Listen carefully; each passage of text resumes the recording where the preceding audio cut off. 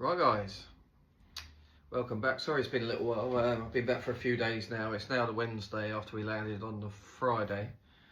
Yeah, I just need a few days to adapt. As most of you know what it's like if you go to Vegas. Sorry about the pins. Yeah, it takes a while to get back, get used to the jet lag, back to work, etc. So we're just going to do a review of the week we had out there, or the 8 days we had out there. Yeah, so it started off really badly when we lost our passport on night one, literally like two hours after landing. Not ideal. Obviously, initially when I thought it was gone, when I sat on the slot, left the slot, I was on the phone to one of my friends actually, and I was just joking about it, and he was like, "No, like, try and find it quick because you might not get it back." And then it hit me. Obviously, I had a couple of Coronas at the time. I was like, "Wow, yeah." Went back, it wasn't there. New York security were absolutely horrendous, by the way. I'm not even just saying this. I spoke to the lady saying my jacket's been taken with my passport in, and her first reaction to me was, "Well, you should look after your belongings." And I'm like, wow, that's exactly what I need right now. I understand I shouldn't have left my jacket on the chair, but you're supposed to be helping me here. Then it just led me to believe that things that go missing in that place go missing. If she's got that attitude, I'm not too sure what happens behind the scenes, because they didn't want to do a report initially. It took them so long for me to then say I'm doing a police report, which I did, for them to say that they're going to do a report on it. It's absolutely amazing. Refused to check the cameras even though I was only playing 1 to 3 slots in a line. I told them exactly the length of time I was there. Didn't want to check the cameras.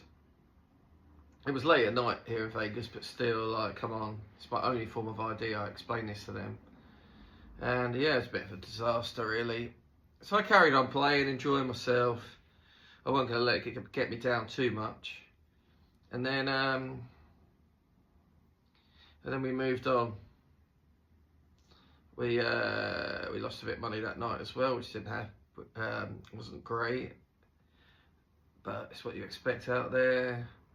Next day, had a really good win. Like, after losing quite a bit, we had a hand pay on Huff and Puff on a $10 bet, which obviously things got quite bad for me to be betting that high. I should be betting $10. But we got a $2,200 hand pay, which was amazing. Highlight of the trip, really. Day 3, moved on to Fontainebleau. Spent a bit of time by the pool, probably my only bit of time by the pool, to be fair. Had a bit of gambling in Fontainebleau. The gambling in Fontainebleau was absolutely horrendous. I had this problem on the last trip.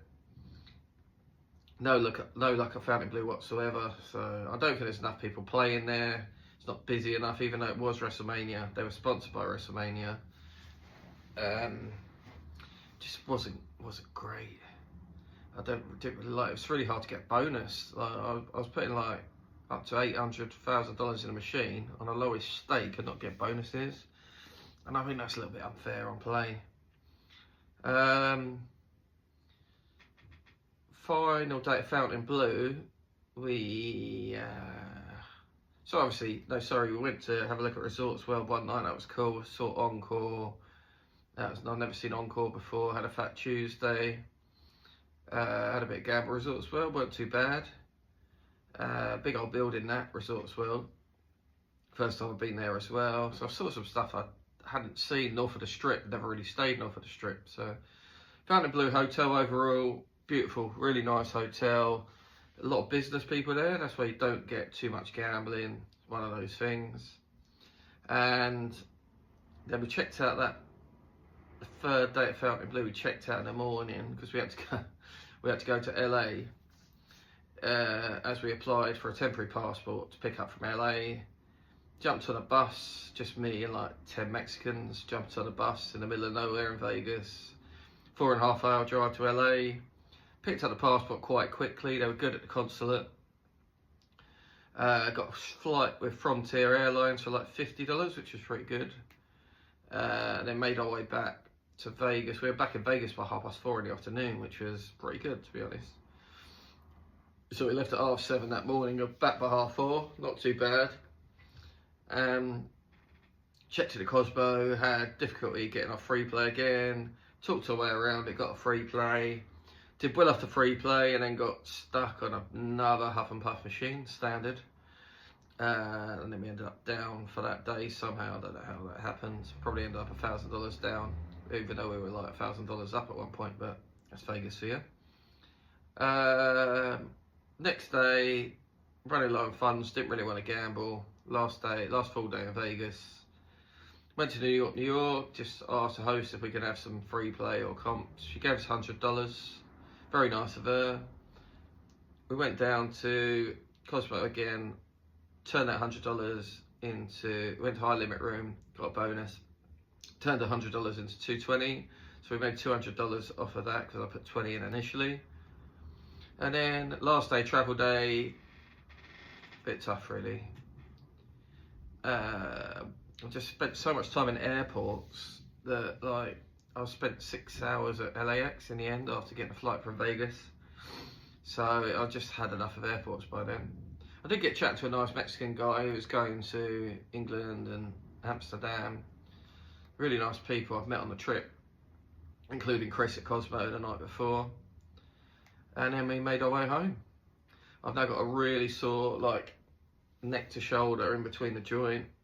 It's probably all those planes that I've been on the trip. But overall, I really enjoyed the trip. I really loved it. Like the room at Cosmo was lovely. The room at Fontainebleau was lovely. New York. Probably won't stay there again through the support that they didn't give me. But overall, gambling wise, very bad. Not going to beat around the bush. Awful trip for gambling. Awful. The only big win I had was that $2,000 hand pay, and I had a couple of $800 wins, maybe, and 1,000 on Chica Bonita. But yeah, we needed a couple of bigger hits to get us through the week without losing loads and loads of money. But yeah, gambling wise poor, but we got it all back in comps. We didn't pay for a single room. We had about $1,000 food and drink money, which we spent, and we had like $1,400 free play. So overall, it swings and roundabouts, doesn't it? Yeah, I think this is the first time I've tried this. Obviously, the first few videos were a bit dodgy because they were all portrait.